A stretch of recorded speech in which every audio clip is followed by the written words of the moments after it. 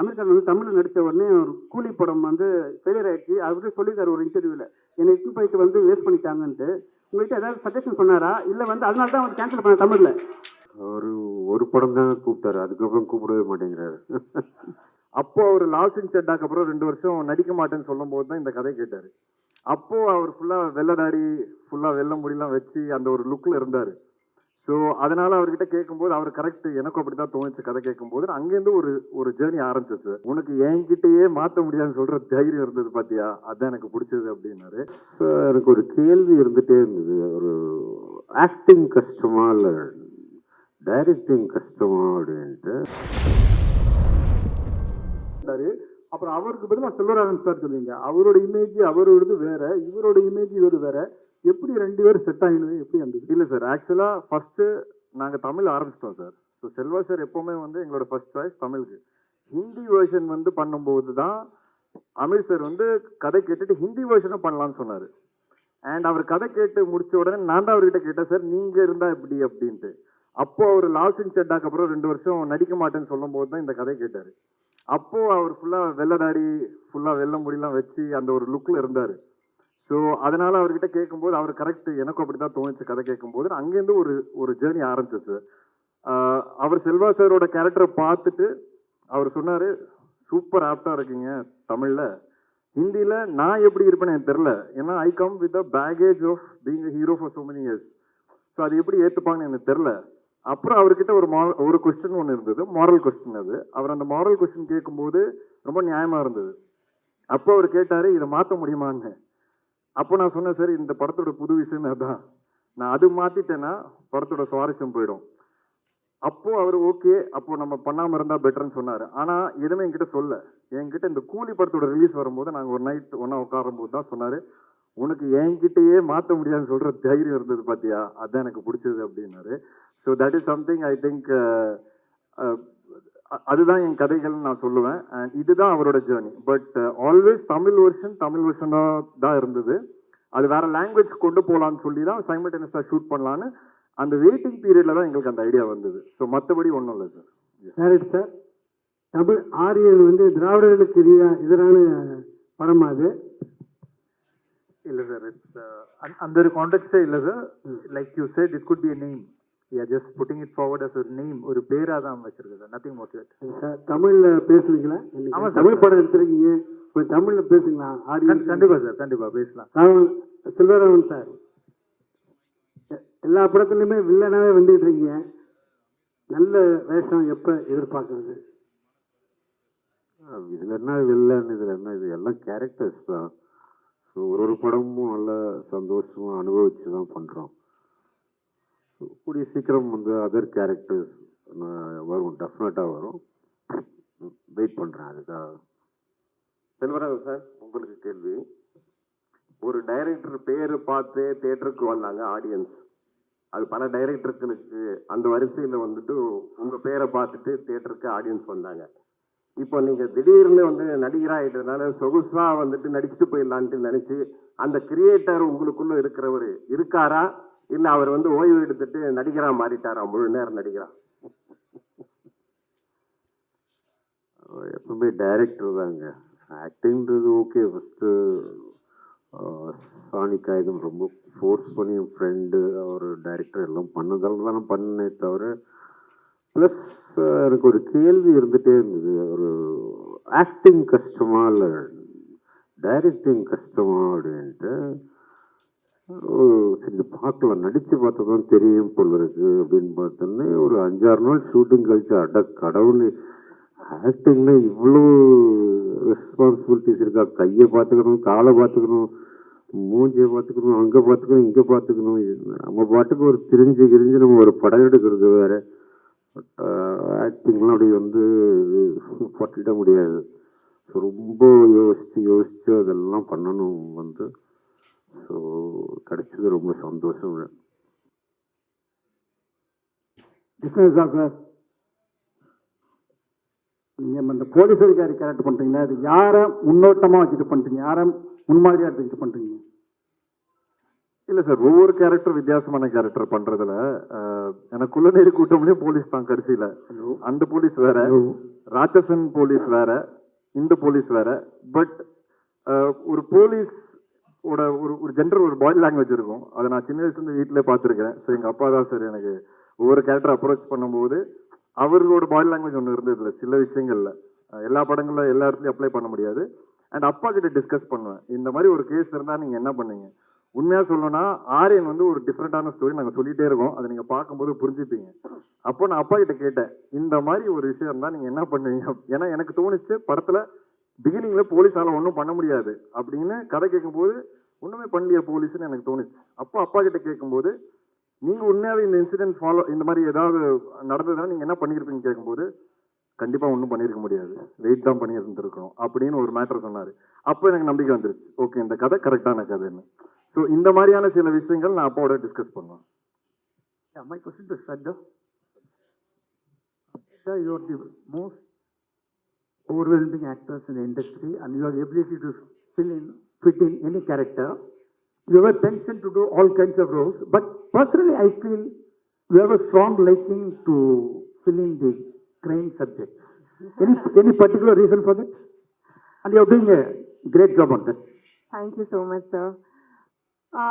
அப்படி ஒன்றும் இல்லை. அதாவது it's not like I am attracted to dark subjects. அது ஏதோ people see me in that perspective and I seem to be pulling it off. It's a stereotype of a good nature, I feel.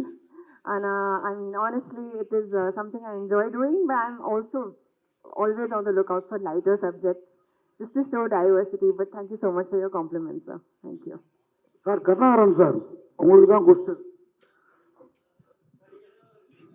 Sir இங்கே தான் இருக்கீங்க. சொல்லுங்க sir.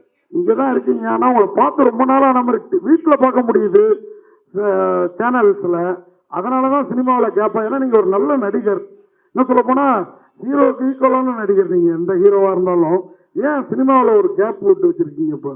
இல்லை sir, அது நானா எதுவும் பிளான் பண்ணல சார், அதுவாக உங்களுக்கு தெரியும். ஆக்சுவலாக என்ன சொல்லணும்னா உண்மையை சொல்லிடுறேன். இப்போ கேட்டிருக்கீங்க, என்னோட ஃபர்ஸ்ட் ரிலீஸ் கலகலப்பு, அதுக்கப்புறம் பார்த்தீங்கன்னா பீஸா, சூதுகோவம், ஜெகர்தண்டா, இன்டர்நெட் நாளை, யாமருக்க பயமே. ஸோ நான் என்ன நினச்சேன்னா இப்படி தான் இருக்கும் சினிமான்னு நினச்சேன், எல்லாமே பிளாக் பஸ்டர். அதுக்கப்புறம் இந்த ஜேர்னியில் தான் பார்த்தேன் அப்ஸ் அண்ட் டவுன்ஸ் எல்லார் கெரியர்லையும் இருக்கும் அப்படின்ட்டு. விஷ்ணுக்கு நல்லா தெரியும், நிறைய வாட்டி நான் விட்டுட்டு போயிடணும்னு முடிவு பண்ணிட்டேன். சினிமா வேண்டாம் எனக்கு, நான் இது மாதிரிலாம் பார்த்தது இல்லை. இந்த மாதிரி என்னென்னா சக்ஸஸ்ஃபுல் ட்ரீட்மெண்ட் வேறு மாதிரி இருக்கும், டவுன்ஃபால் ஒரு மாதிரி இருக்கும். பட் நான் போயிடணும்னு நினச்சேன். விஷ்ணு தான் பிடிச்சி இல்லை நீ பண்ணு, இப்படி தான் இருக்கும் கெரியரில், சில படம் நல்லா வெற்றி பெறும், இதில் மிக்ஸாக தான் இருக்கும், பட் போகாத நீ நல்லா ஆர்டிஸ்ட் அப்படின்னு சொல்லி என்னை எழுத்து பிடிச்சி இப்போ எப்படி பண்ணியிருக்காருன்னா அவரோட கம்பெனிலேயே அடுத்த மாதம் டே கிளாஸ் இருக்குது எனக்கு வந்து தெரியும். ஸோ கட்டா குஸ்தி 2வும் இன்னொரு படமும். ஸோ அப்படி ஸ்டார்ட் பண்ணி விட்டு இன்ஜின் இப்போ கொஞ்சம் நல்லாவே ஃபார்மில் இருக்குது வண்டி. கண்டிப்பாக இன்னொரு 2-3 இயர்ஸ் நல்லா ஓடும். ஜிடி நாயுடு படத்தில் நான் ஒரு முக்கியமான ரோல் பண்ணுறேன். அதுக்கு காரணம் விஷ்ணு தான். ஏன்னா ஓஹோ எந்தன் பேபியில் நான் ஒர்க் பண்ண பார்த்துட்டு கிருஷ்ணா சார் என்னை கூப்பிட்டாரு. So thank you Vishnu, thank you so much. So அடுத்த வருஷம் கொஞ்சம் பிஸியாக தான் சார் இருப்போம். அடுத்த மாதம் வாவாதியாரில் மீட் பண்ணுவோம். ஸோ இன்னும் 2-3 இயர்ஸ் நிறைய படங்கள் பண்ணுவேன்னு நினைக்கிறேன். தேங்க்யூ. வாழ்த்துக்கள் சார். தேங்க்யூ சார் விஷ்ணு சார்ட்ட கொடுங்க சார். இப்போ கேட்டாங்க, நான் முன்னாடியே அந்த கேள்வி உங்கள்கிட்ட கேட்டிருக்கிறேன், உங்களுக்கும் டைரக்டருக்குமான கேள்வி இது. அந்த ஆரியன் வந்து திராவிடர்களுக்கு எதிரான படமான்னு கேட்டாங்க.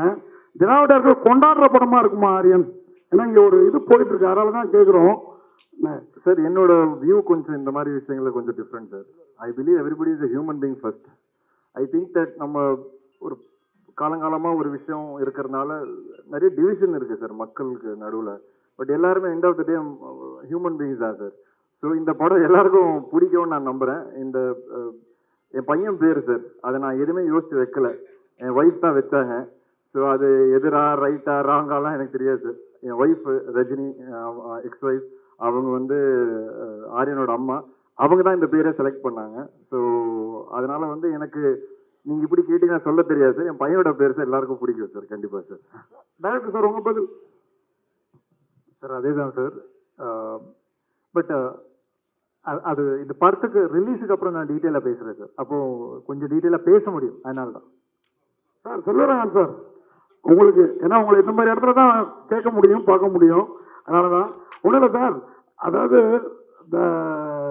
தனுஷும் நீங்களும் ரொம்ப சேர்ந்து நடிக்காம இருக்கிறதுக்கான கண் திருஷ்டி பட்டுரும் அப்படிங்கிற மாதிரி. இன்னைக்கு நீங்க பெரிய நடிகர் ஆயிட்டீங்க, அவர் கூப்பிட மாட்டேங்கிறாரா இல்ல கூப்பிட்டு நீங்க போக மாட்டேங்கிறீங்களா?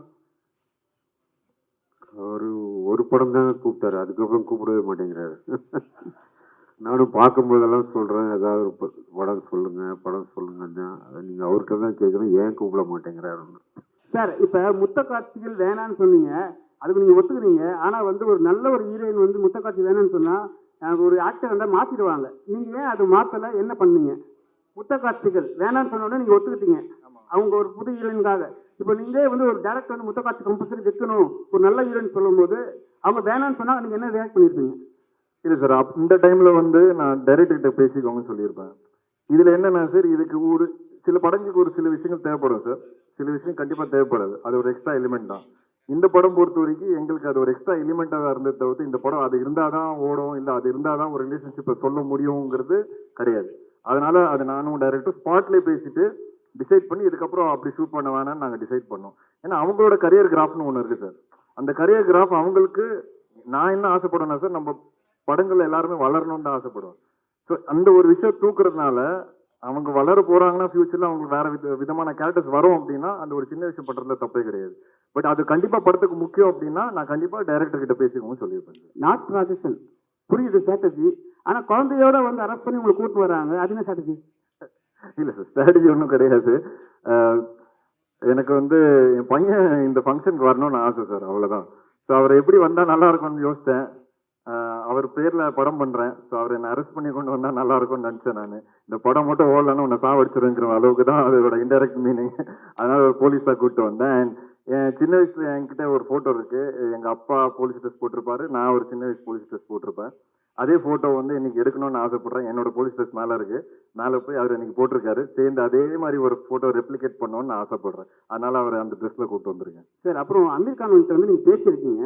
அமீர் கான் வந்து தமிழ்ல நடிச்ச உடனே ஒரு கூலி படம் வந்து ஃபெயிலியர் ஆயிடுச்சு. அவர்கிட்ட சொல்லியிருக்காரு ஒரு இன்டர்வியூல, என்னை இட்டு போயிட்டு வந்து வேஸ்ட் பண்ணிட்டாங்கன்ட்டு. உங்கள்கிட்ட ஏதாவது சஜஷன் சொன்னாரா, இல்ல வந்து அதனால தான் வந்து கேன்சல் பண்ண தமிழ்ல? சார் அவரு அந்த மாதிரி ஒரு இன்டர்வியூ கொடுக்கவே இல்லைன்னு சொன்னார் sir.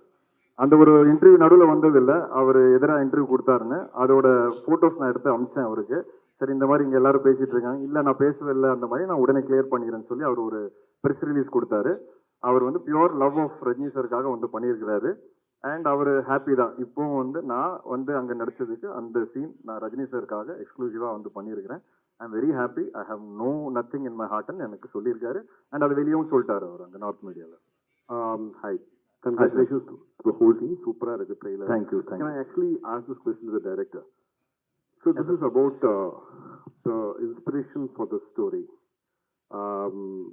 Ideally, I should be asking both of you because both of you scripted it together. Can you throw a little more light on what sparked off the idea, the amount of time that went into writing the script, and how you came up with the whole concept?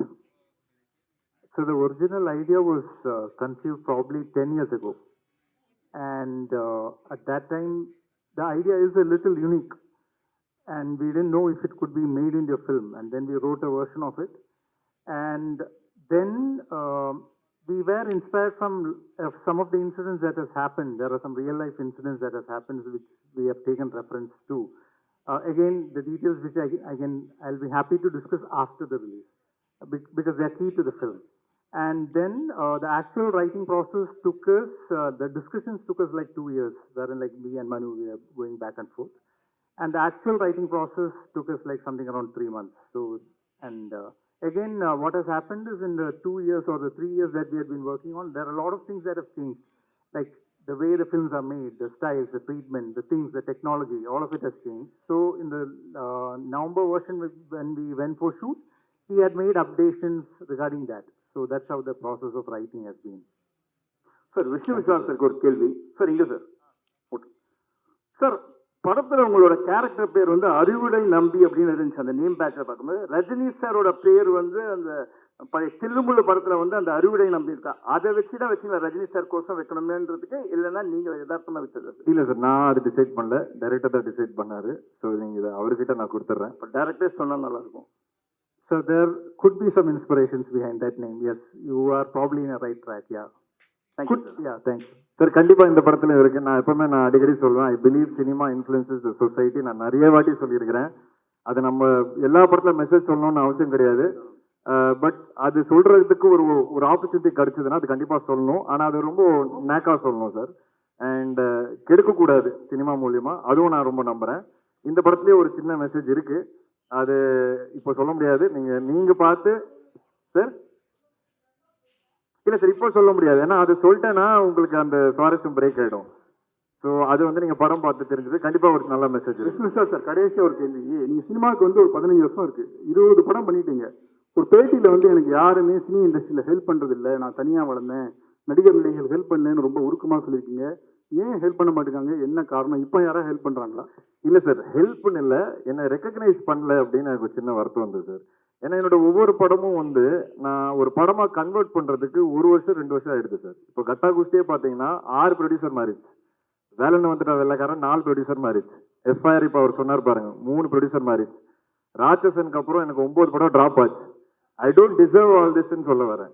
So அந்த வலியும் அந்த வருத்தம் எனக்கு இருக்கு. அதனால தான் sir full fledge ப்ரொடியூசராக மாறினேன். இப்போ மாறும்போது எஃப்ஐஆர் கட்டா குஸ்தி ஒரே வருஷத்துல ஹிட் கொடுக்குறேன்.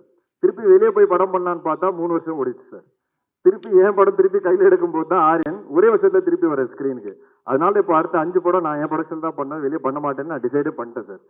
இந்த ஒரு வருத்தம் தான் சார் எனக்கு. இது ஒருத்தர் மேல இருக்குன்னு கேட்டீங்கன்னா கிடையவே கிடையாது. இது ஜென்ரலா என்னோட ஃபீலிங், இது என்னோட வருத்தம். அப்புறம் நடிகர்கள் பத்தி நீங்க கேட்டீங்க, அப்படி நான் ஒன்றும் சொல்லல. பட் என்னன்னா சார், என்னோட படம் ரிலீஸ் ஆகும்போது எனக்கு ஒரு ஒரு நம்ம ஒரு அட்மையர் பண்ற பல பேர் இருக்காங்களே சார் சினிமால, யாருமே கால் பண்ணி பெருசா விஷ் பண்ணதில்லை. அந்த படம் பயங்கரமா ஓடும், அவங்க எல்லாருமே என்னோட டேரக்டர்ஸ் கால் பண்ணிடுவாங்க, கால் பண்ணி மீட்டிங் கூட அரேஞ்ச் பண்ணிடுவாங்க. ஆனா எனக்கு கால் வராது. அந்த மாதிரியான வருத்தங்கள் எனக்கு இருக்கு. தவிர ஏன் நமக்கு தொடர்ந்து இப்படி நடக்குது? ஏன் இப்போ நான் ஒரு படம் பார்த்தேன்னா சார், இப்போ சமீபத்தில் கூட 1-2 படங்களுக்கு நான் அவங்களுக்கு கால் பண்ணி 20 நிமிஷம் பேசியிருப்பேன். புது ஆர்டிஸ்டா இருந்தாலும் நிறைய படங்கள் பண்ண ஆர்டிஸ்டா இருந்தாலும் எனக்கு அந்த ஆசை. ஸோ நமக்கு என்ன தோணும்னா, நம்ம படம் ரிலீஸ் ஆகும்போது ஏன் ஒரு 4 பேர் நம்மளை கூப்பிட்டு என்கரேஜ் பண்ணா நமக்கு ஒரு ஹாப்பினஸ் வரும்ல. அது எனக்கு நடந்ததே கிடையாது. சோசியல் மீடியாலையும் பார்த்தீங்கன்னா ஒரு படம் பார்த்து படத்தை பத்தி பெருசா போட்டது கிடையாது யாருமே. ஆனா அதே டைரக்டர்ஸை படம் பார்த்துட்டு கூப்பிட்டு கதை கேட்டுறாங்க. ஸோ இந்த வழிகள் எனக்கு கொஞ்சம் கொஞ்சமா இருக்கு சார். அது என்னன்னு எனக்கும் புரியல. So I'm just trying to figure out. ஒரு நாள் கண்டிப்பா I will also come to a place where I get that encouragement and respect from people around. ஏன்னா சப்போர்ட் பண்ணியிருக்காங்க சார். இனிஷியல்ல முண்டாஸ்பட்டி அந்த டைம்லாம் நிறைய விஷால் அண்ட் ஆர்யா வந்து ஜீவா படம் ரிலீஸ் பண்ணாங்க. பட் அது என்னன்னு தெரியல, கொஞ்சம் வருஷமா அது நடக்கல. எனக்கு என்னன்னு ஒன்றும், maybe I have to do better films, bigger ஃபிலிம்ஸ்னு எனக்கு தோணுது சார். அதான் சார், அது டைரக்ட் ஓடிடி ஃபிலிம் சார். அதுக்காக தான் எடுத்தேன். அதனால வந்து அதுக்காக வெயிட்டிங். அது எப்போ ஓடிடி டீல் ஸ்ட்ரைக் ஆகுதோ நான் கண்டிப்பா டைரக்ட் ஓடிடி கொண்டு வருவேன் சார். ஜிப்ரான் சார் இங்க கொல்லாவை கொள்ளை அழகாலே அந்த பாட்டு ட்ரெண்டிங்ல இருக்குது. இந்த பாடல் உருவான சூழல் சொல்ல முடியுமா? கொல்லாவே கொள்ளை அழகாலே பாட்டு ட்ரெண்டிங்ல இருக்குது. இந்த பாடல் உருவான சூழல் பற்றி சொல்ல முடியுமா? I'm the guy. Okay. ஆமாம் ஆமாம், ஐம் த கை. ஓகே. இல்லை சார், இல்லை நான் ஆக்சுவலி சீன்ஸ் பார்த்து தான் பண்ணோம். அண்ட் அது எப்படி சொல்கிறது, சரி ஓகே. இல்லை சார், பிகாஸ் ஒரு ஃபர்ஸ்ட் லவ் பற்றி ஓகே. ஹீரோ கேரக்டர் வந்து ரொம்ப சீரியஸான ஒரு கேரக்டர். அண்ட் அவரோட கேரக்டர் சேஞ்சஸ் இந்த பாட்டில் மட்டும்தான் அவர் கொஞ்சம் சிரிப்பார். ஸோ அதனால அவருக்குள்ள ஓகே லவ் வந்து ப்ளூம் ஆகுது அப்படிங்கிறத வச்சு தான் அந்த கான்செப்ட் பண்ணோம். ஸோ ஆக்சுவலி 2 ஆப்ஷன் கொடுத்தேன், 2மே எடுத்துக்கிட்டாங்க. அப்படிதான் வந்துச்சு. ரொம்ப நன்றி ஜிப்ரான் சார்.